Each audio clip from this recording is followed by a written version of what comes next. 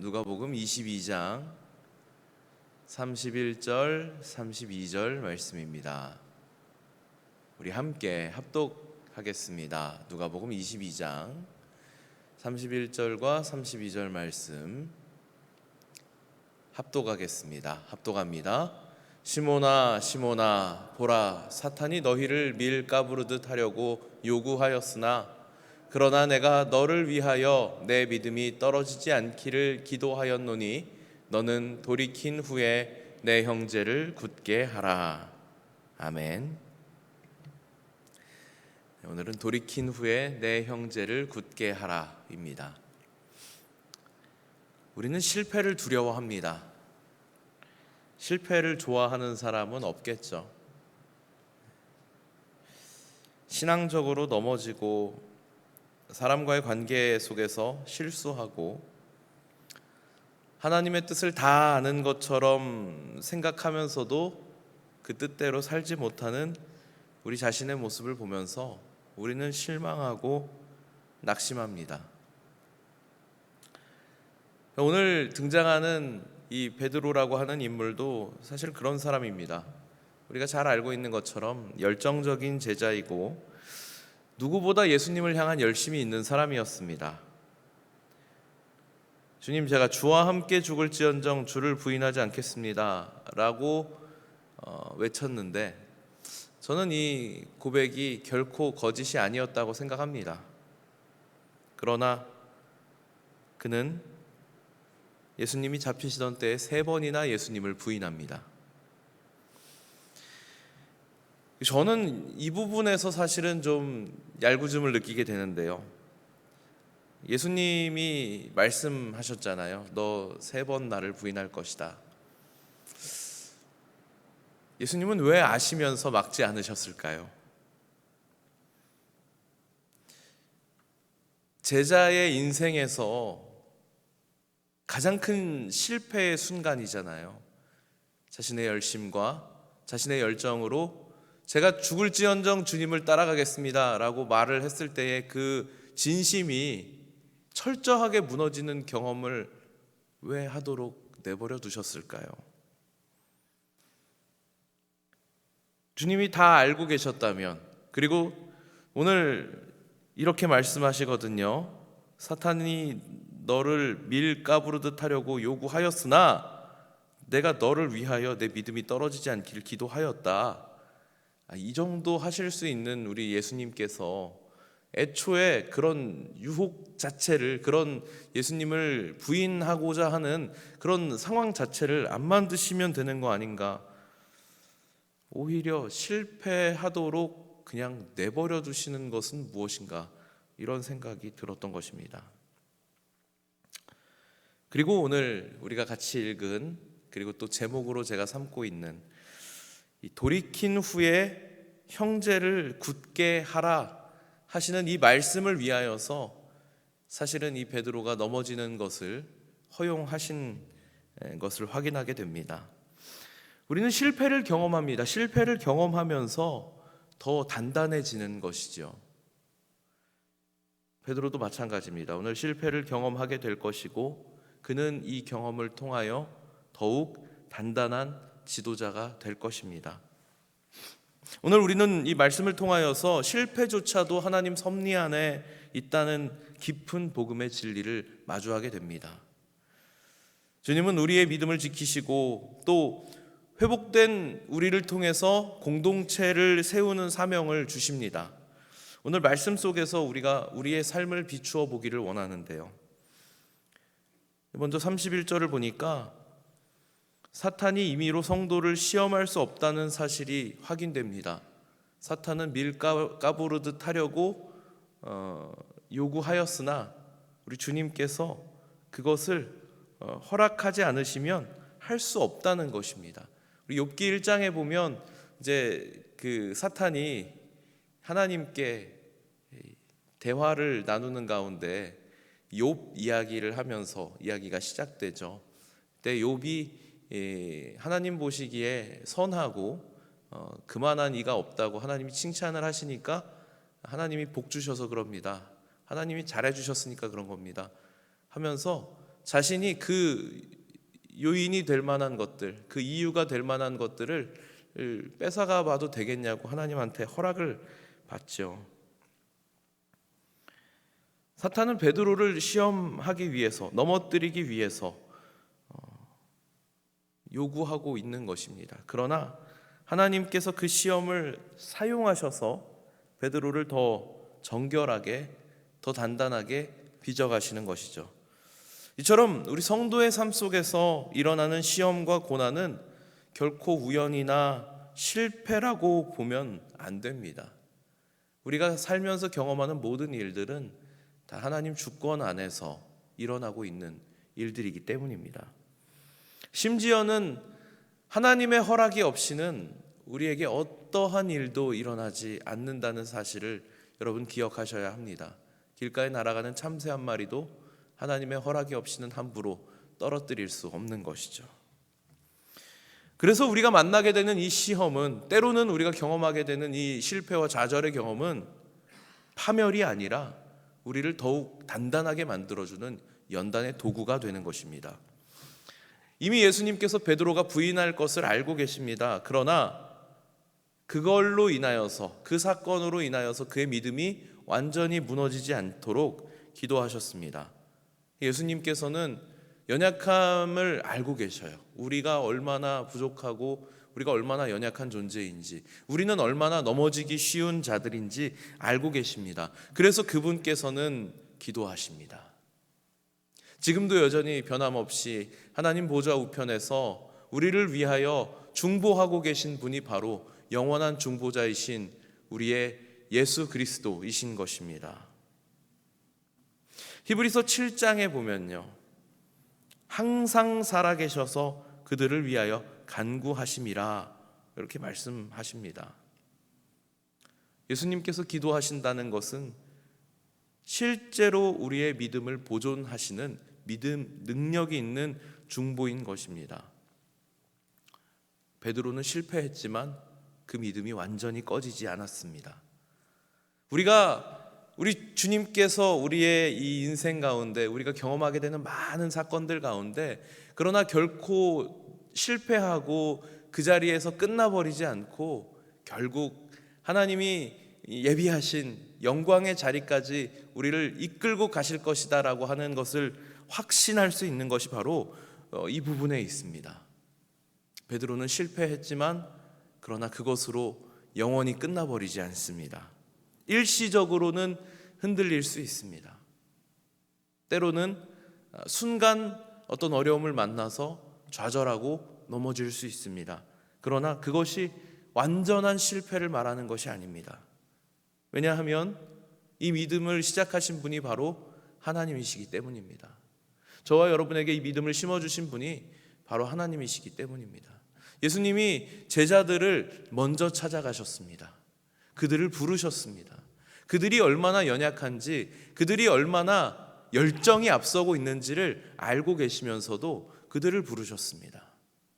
그리고 그들과 함께 생활하시면서, 가르치시면서, 훈련하시면서, 마치 저희들도 하나님의 부르심을 따라 믿음이라고 하는 선물을 받아서 이렇게 함께 신앙생활을 하면서 교회에서 말씀을 배우고 또 훈련을 받고 이렇게 믿음을 쌓아온 것처럼 제자들도 역시 그런 경험을 한 것입니다. 그러나 이들도 연약한 인간들입니다. 실패합니다. 넘어집니다. 제일 중요한 순간에 넘어졌습니다. 그동안 그렇게 다짐해왔던 예수님 절대 그런 일 없을 겁니다. 절대 배신하지 않습니다. 의리 있게 끝까지 함께 하겠습니다 말했지만 정작 예수님께서 가장 철저하게 외면당하시고 가장 철저하게 소외되시는 순간에 제자들 역시도 예수님을 모른다 하지 않았습니까?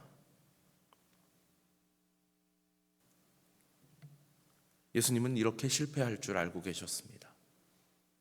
그리고 그 실패를 통하여 다시 회복하게 될 것도 알고 계셨습니다.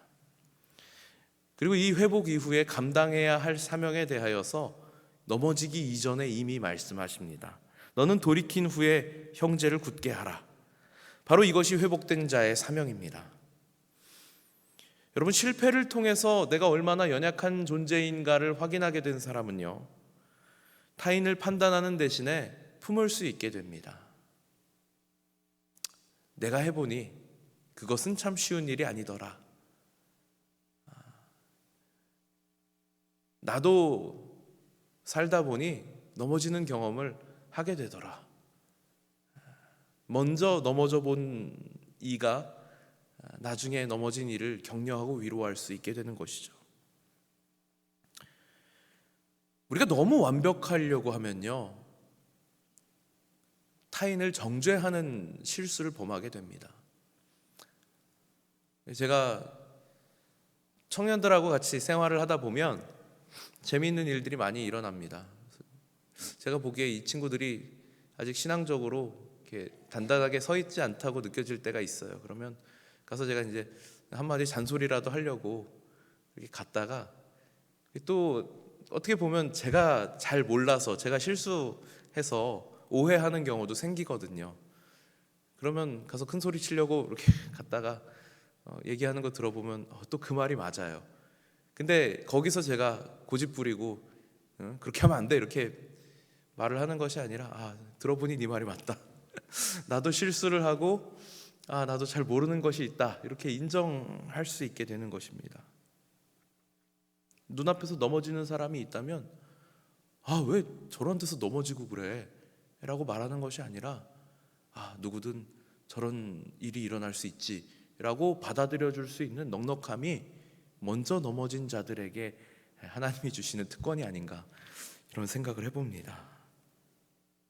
이 회복이라고 하는 것은 개인의 경건으로 끝나는 것이 아닙니다. 물론 우리가 어떤 어려움으로 인하여서 실족했다가 넘어졌다가 실수했다가 회복하는 경험을 하면 그것이 곧 우리의 신앙을 더욱 단단하게 만들어주는 과정이 됩니다. 그러나 개인의 경건으로 끝나는 것이 아니죠. 우리가 단단해지는 것은요, 결국 공동체를 위한 사명이 되는 것입니다. 이제 우리가 이 한 주간, 고난 주간을 보내고 나면 주님의 부활을 기념하게 될 텐데요, 예수님께서 부활하신 이후에 갈릴리에서 제자들을 다시 만나셨을 때, 그때 이 실패한 제자에게 사명을 회복시켜 주시는 장면을 우리가 목격하게 됩니다. 베드로는 이 회복을 통하여서 오순절 성령 강림 사건 이후에 최고의 설교자로서, 또 초대교회의 리더로서 형제들을 굳게 하는 자로 쓰임을 받게 됩니다. 하나님은 실패한 자들을 그냥 버려두지 않으십니다. 그래서 제가 이번에 말씀 축제 때 이렇게 집회 계속 참석하면서 어떤 그 은혜를 좀 받은 부분이 있어가지고, 사실은 이렇게 그 말씀 듣는 중에 제가 필기를 잘 안 하는데요, 주로 이제 정리를 한다 그러면 대개는 집회 마치고 나서 다시 생각해 보면서 정리를 한다거나 그럴 텐데, 제가 그 말씀 축제 때 그 말씀을 듣다가 너무 갑작스럽게 떠오른 그게 있어가지고 적었습니다. 망가진 인생의 가치를 볼 줄 아시는 하나님. 이게 망가진 인생의 가치를 볼 줄 안다는 것이요, 참 대단한 것 같더라고요. 이게 사실은 전문가가 아니면 그냥 쓰레기입니다. 전문가가 아니면 그냥 폐기물이에요. 그런데 그 전문가들은 그걸 보면 가치를 알아요. 그죠? 제가 이제 가장 이해 못하는 그 수집하시는 취미 중에 가장 이해 못하는 게 이 돌 모으시는 분들인데요, 저는 그게 잘못됐다고 생각하진 않습니다. 취미 중에 하나죠. 근데 저는 그 이해를 못합니다. 왜냐하면 저는 그 돌의 가치를 모르거든요. 제가 보기엔 그냥 돌멩이에요. 그런데 그 가치를 알아보는 사람에게는 그것이 보물과도 같습니다. 우리 하나님께서는 우리 망가지고 넘어지고 엉망진창이 되어버린 우리 한 사람 한 사람의 인생을 가치 있게 보시는 거예요. 우리는 그 가치를 알아볼 수 없지만 하나님은 알아보십니다. 그래서 넘어진 이들에게 다시 일어나라 용기를 주시고, 그래 네가 넘어져 봤으니까 이제 돌이켜서 또 넘어질 너의 형제들을 굳게 해라, 이렇게 사명을 주시는 것이죠.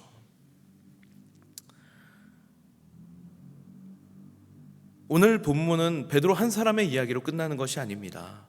이 말씀은 바로 우리를 모두를 부르시는 주님의 부르심입니다. 우리도 베드로처럼 하나님을 향한 열심이 있습니다. 저는 그 열심이 아마 저보다도 여러분들이 더 확고하시리라 생각됩니다.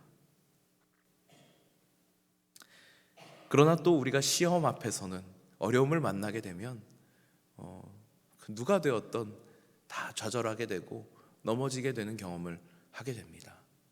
이 부분에서도 역시 목사인 저도 동일하게 경험하게 되는 문제입니다.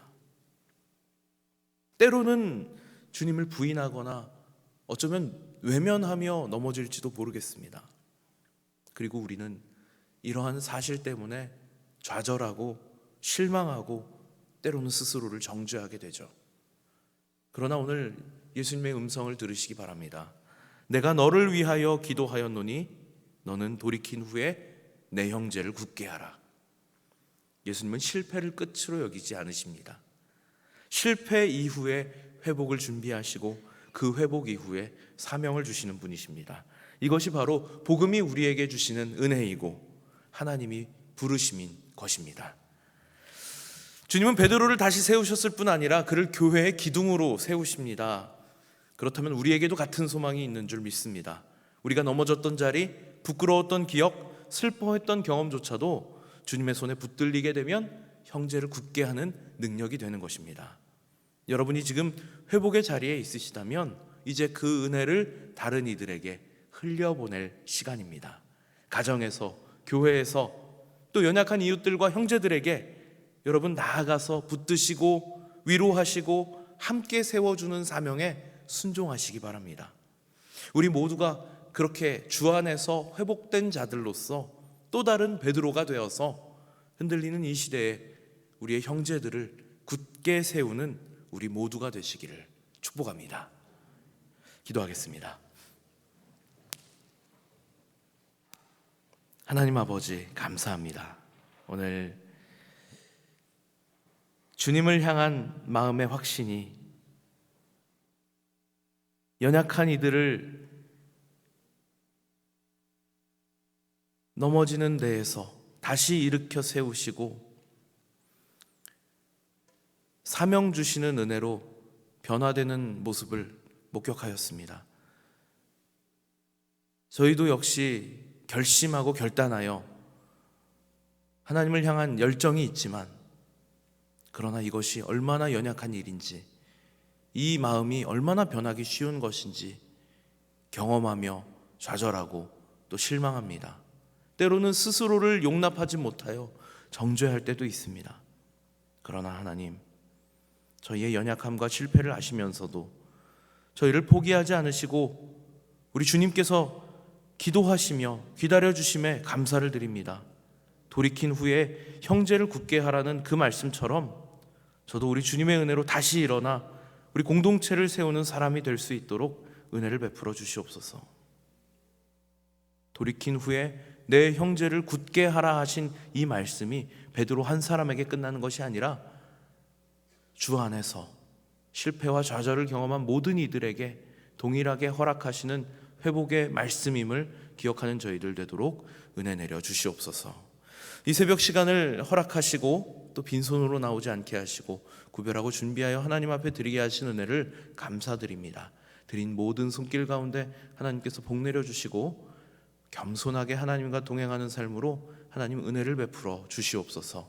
한 주간 주님의 고난을 묵상하며 우리를 위하여 지신 그 십자가를 저희들도 함께 따라지고 나아가기를 원합니다. 하나님 한 주간 큰 은혜를 베풀어 주시어서 주님 부활의 기쁨 가운데 함께 동참하는 저희들 되도록 인도하여 주시옵소서. 감사드리며 우리 구주 예수 그리스도 이름으로 기도드리옵나이다. 아멘.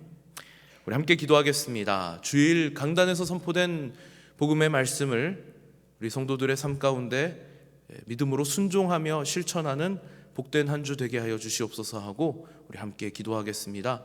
교회를 위하여 세워주신 모든 직분자들을 위하여 함께 기도하기 원합니다. 담임 목사님, 원로 목사님, 그리고 함께 동역하는 부교육자들과 세워주신 모든 직분자들, 특별히 우리 항존 직분자들과 리더들을 위하여서 함께 기도하기 원합니다. 또 이제 2주 앞으로 다가온 위임 투표를 위하여서 함께 기도하기 원합니다. 모든 일들을 하나님 선하신 뜻 안에서, 하나님 섭리하심 안에서 저희들 잘 진행하고 또 이룰 수 있도록 하나님께서 은혜 가운데 붙들어 주시옵소서 하고 우리 함께 기도하겠습니다. 우리 기도 제목 놓고 자유롭게 기도하시다가 돌아가겠습니다.